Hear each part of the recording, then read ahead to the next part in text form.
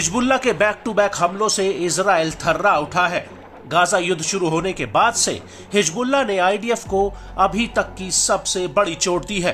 दरअसल 13 अक्टूबर 2024 को हिजबुल्लाह ने दक्षिणी हाइफा में बने बेनियामिना बेस पर ड्रोन हमला करके एक बार में आईडीएफ के 60 से ज्यादा सैनिकों को घायल कर दिया। इस हमले में 4 जवानों की जान भी चली गई है। लेकिन अब हिजबुल्लाह ने एक बार फिर से आईडीएफ पर एक बहुत बड़ा हमला किया है।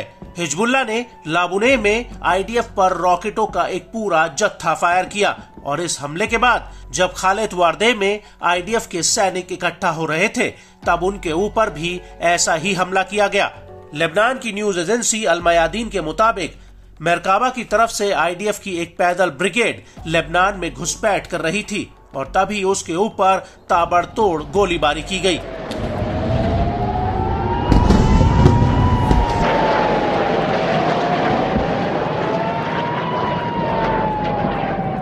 और इस हमले के बाद लाबुने में एक बार फिर से आईडीएफ के ऊपर कई राउंड रॉकेट बरसाए गए।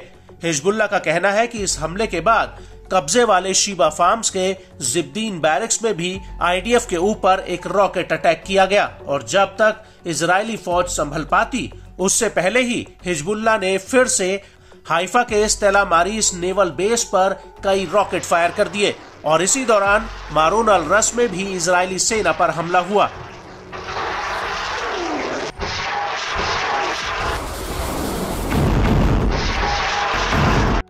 आपको बता दें कि हिजबुल्लाह के इस हमले का एक वीडियो भी सामने आया है जो जैस जियोना का है। यहाँ पर एक खड़ी कार पर मिसाइल आकर गिरती है जिसमें जोरदार ब्लास्ट होता है।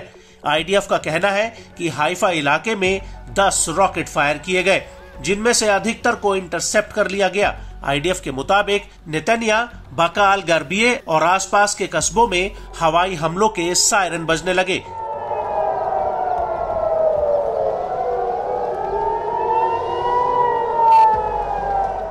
आईडीएफ का यह भी कहना है कि दोपहर के करीब कारमेल में 15 रॉकेट फायर किए गए, लेकिन इन हमलों के बीच आईडीएफ ने हिजबुल्लाह की राडवान फोर्स के एंटी टैंक मिसाइल एरे के मुखिया कामेल नईम को ढेर कर दिया है। यह हमला नबातिया में हुआ है।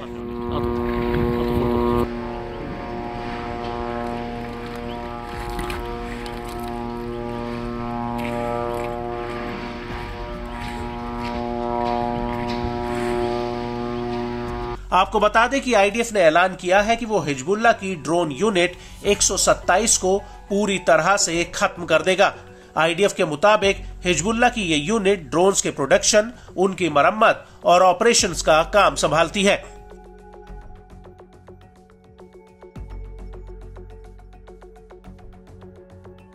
आपको बता दें कि हिजबुल्लाह का यह भी दावा है कि एता अल शहाब में उसने इजरायली फौज को पीछे खदेड़ दिया और इस हमले के बाद पूर्वी नेतन्या के बेत लिद बैरक्स में आईडीएफ के जमावड़े पर रॉकेटों का जत्था दाग दिया और इसी दौरान हिजबुल्लाह ने किरियत शमोना में भी कई रॉकेट फायर किए।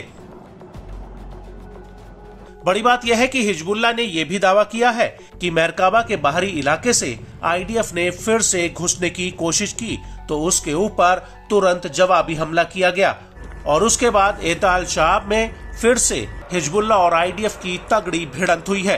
हिजबुल्लाह का यह भी दावा है कि उसने रमोत नफ्ताली सेटलमेंट और रुशत अल अलाम बेस पर आईडीएफ की पोजीशंस पर रॉकेटों का पूरा झुंड दाग दिया।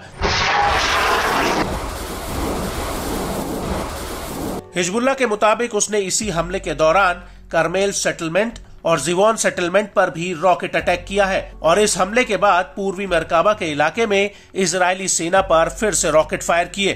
हिजबुल्लाह का यह भी दावा है कि उसने मिसगावम साइट पर भी ताबड़तोड़ गोला बारूद दागा है और इस हमले के बाद हिजबुल्लाह ने आईडीएफ के सैनिकों की तरफ रॉकेटों का साल्वो फायर किया और इसके कुछ ही मिनटों बाद मर्ज में आईडीएफ की पोजीशंस को रॉकेट हमलों से निशाना बनाया है और शाम होते होते हिजबुल्लाह ने सफाद शहर पर एक बहुत बड़ा रॉकेट अटैक किया। हिजबुल्लाह का यह भी दावा है कि उसने आयता अल शहाब में आईडीएफ के मरकावा टैंकों पर गाइडेड मिसाइलों से हमला किया जिसकी वजह से टैंक में आग लग गई। हालांकि इन हमलों में आईडीएफ को कितना नुकसान हुआ इस बात की अभी कोई ठोस जानकारी सामने नहीं आई है।